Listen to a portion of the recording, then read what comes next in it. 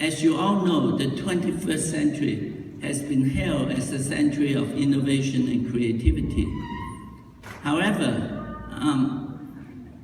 very few people have been able to define creativity. And to me, creativity is a combination of 3 C's.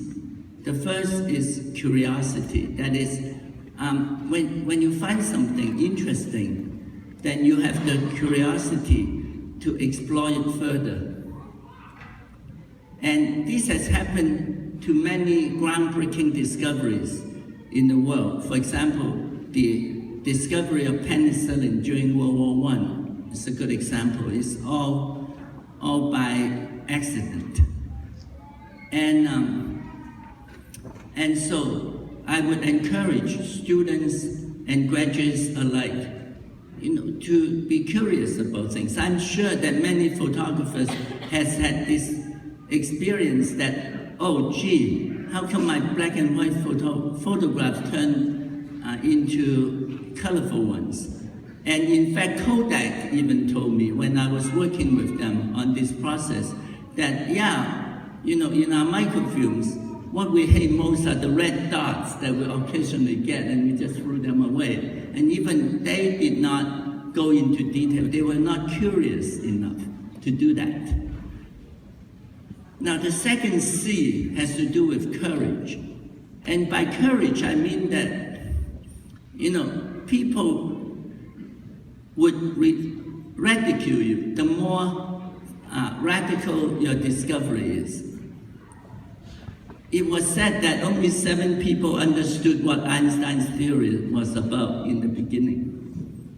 And so I think that if one thinks that something is worth pursuing, one should always try to pursue it without worrying about what other people think of your discovery.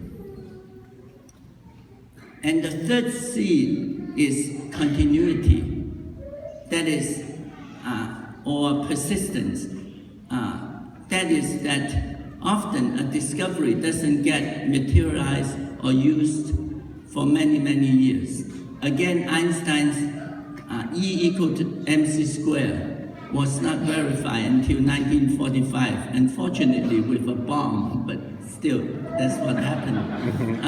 The same as my friend Charles Scow, who theorized that one can use optical fibers to transmit light and signals, and that's called fiber optics, for which he got the Nobel Prize. Again, most people would not think of that, of having practical use. However, with the advent of the internet, this fiber optics become a prime tool in this technology. But it did take him like 30 years because the first paper was written in 1960. And again, if we can go back to medicine, in 1989, when I was visiting China with our airplane to help prevent and cure blindness, I discovered that there were 300 million people in China who are affected by hepatitis B. And although vaccines were available, or even then they were injectables, and it's almost impossible to have compliance because these vaccines are not taken once. They have to be injected 3 times over 6 months. And in rural areas especially, it is very difficult for parents to take children to hospital to this day to prevent the spread of hepatitis B.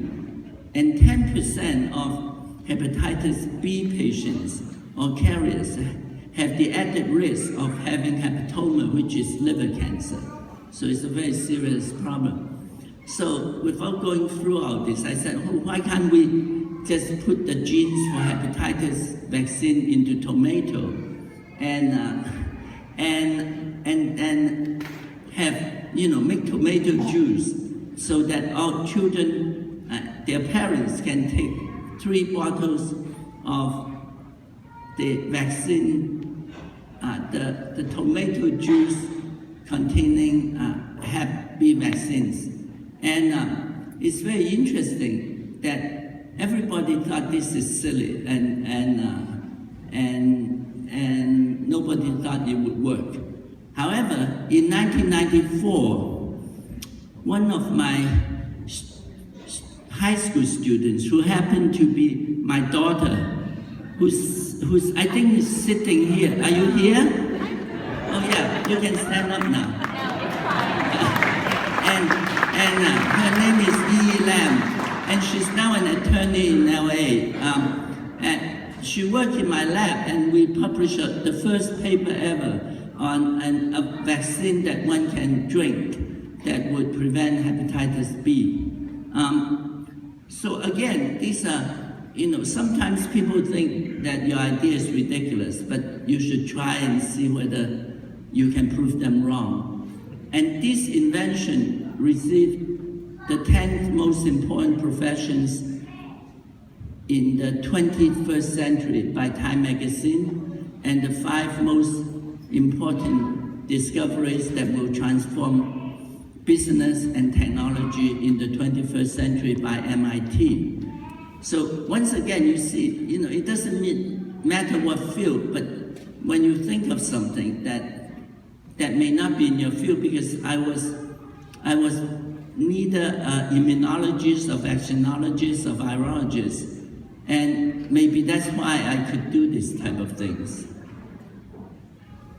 So I know that you don't have a lot of time, but what I like to conclude is that